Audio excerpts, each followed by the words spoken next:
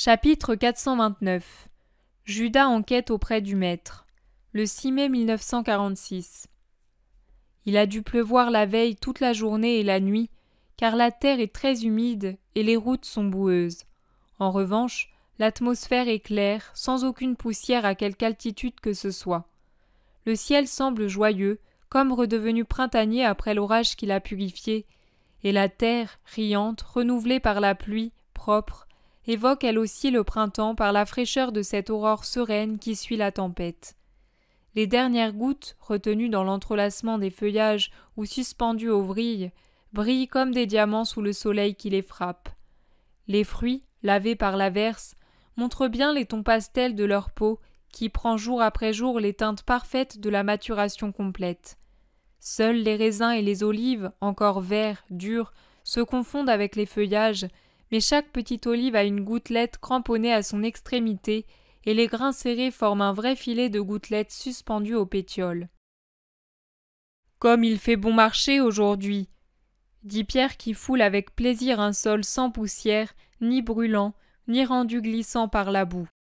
« On croit respirer la pureté, » lui répond Jude, « et regarde cette couleur de ciel. »« Et ces pommes, » ajoute Simon le Zélote. Ce paquet-là, tout autour de la branche, dont je ne sais pas comment elle résiste à un tel poids, et qui se dégage avec une touffe de feuilles de la masse de pommes. Que de couleurs! Les unes plus cachées dont le vert commence seulement à jaunir, les autres déjà rosies, et les deux plus exposées tout à fait rouges du côté tourné vers le soleil. Elles semblent couvertes de cire à cacheter. Il marche ainsi, tout joyeux, en contemplant la beauté de la création, jusqu'au moment où Jude, aussitôt imité par Thomas, puis par les autres, entonne un psaume qui célèbre les gloires de la création divine. Jésus sourit en les entendant chanter gaiement, et il unit au cœur sa belle voix. Mais il ne peut finir car Judas s'approche, tandis que les autres continuent à psalmodier, et lui dit « Maître, pendant qu'ils sont occupés à chanter et distraits, raconte-moi, comment s'est passé le voyage à Césarée ? Et qui as-tu fait ? Tu ne m'en as pas encore parlé, et l'occasion ne s'en présente que maintenant. Il y a eu d'abord les compagnons, les disciples et les paysans qui nous ont accueillis, puis les compagnons et les disciples, puis les compagnons, maintenant que les disciples nous ont quittés pour te précéder. Je n'ai jamais pu t'interroger. Cela t'intéresse beaucoup, mais je n'ai rien fait d'autre à Césarée que ce que je vais faire dans le domaine de Yochanan. J'ai parlé de la loi et du royaume des cieux. À qui ? Aux habitants près des marchés. Ah, pas aux Romains ? Tu ne les as pas vus ? Comment est-il possible d'être à Césarée, siège du proconsul, et de ne pas rencontrer de Romains ? Je le sais, mais je dis, voilà, tu ne leur as pas parlé personnellement ? Je le répète, cela t'intéresse beaucoup. Non, maître, c'est par simple curiosité. Eh bien, j'ai parlé aux Romaines. À Claudia aussi ? Que t'a-t-elle dit ? Rien, car Claudia ne s'est pas montrée. Elle m'a même fait comprendre qu'elle ne désire pas que l'on apprenne qu'elle est en relation avec nous. Jésus appuie fortement sur les mots et observe beaucoup Judas, qui malgré son effronterie, change de couleur et prend un teint terreux après avoir légèrement rougi. Mais il a tôt fait de se reprendre. « Elle ne le veut pas ? Elle n'a plus de considération pour toi ? C'est une folle !» Non, elle n'est pas folle, elle est équilibrée. Elle sait distinguer son devoir de Romaine de ses devoirs envers elle-même et les séparer.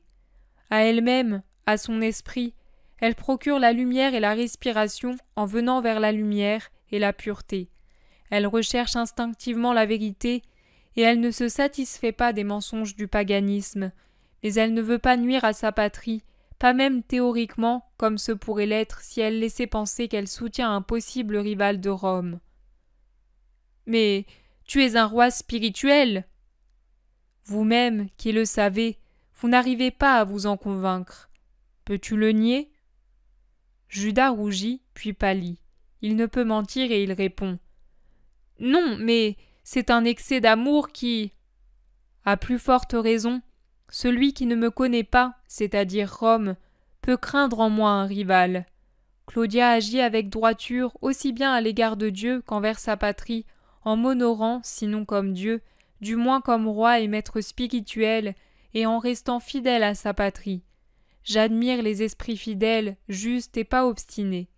Et je voudrais que mes apôtres méritent l'éloge que je fais à cette païenne. » Judas ne sait que dire. Il est prêt à s'éloigner, mais la curiosité l'aiguillonne encore. C'est d'ailleurs plus que de la curiosité, le désir de savoir à quel point le maître est au courant, et il reprend ses questions. « Elles m'ont demandé ? » ?»« Ni toi ni aucun autre apôtre. »« Dans ce cas, de quoi avez-vous parlé ?»« De la vie chaste et de leur poète Virgile. Tu vois que c'était un sujet qui n'intéressait ni Pierre, ni Jean, ni d'autres. »« Mais à quoi ça sert ? Ce sont des conversations inutiles. » »« Non. Elles m'ont permis de leur faire considérer que l'homme chaste a l'intelligence lucide et le cœur honnête. C'est très intéressant pour des païennes, et pas pour elles seules. »« Tu as raison. Je ne te retiens pas davantage, maître. » Et il part presque en courant retrouver les autres, qui ont fini de chanter et attendent les deux hommes restés en arrière. Jésus les rejoint plus lentement et dit : « Prenons ce sentier boisé. Nous abrégerons la route et nous serons à l'abri du soleil qui se renforce déjà. Nous pourrons aussi nous arrêter à l'ombre et manger tranquillement entre nous. » Et c'est ce qu'ils font, avant de se diriger vers le nord-ouest, vers les terres de Iochanan certainement, car je les entends parler des paysans de ce pharisien. Jésus dit : « Vous placerez ici la vision du 16 juin 1944, Jésus, le nid tombé et le pharisien. »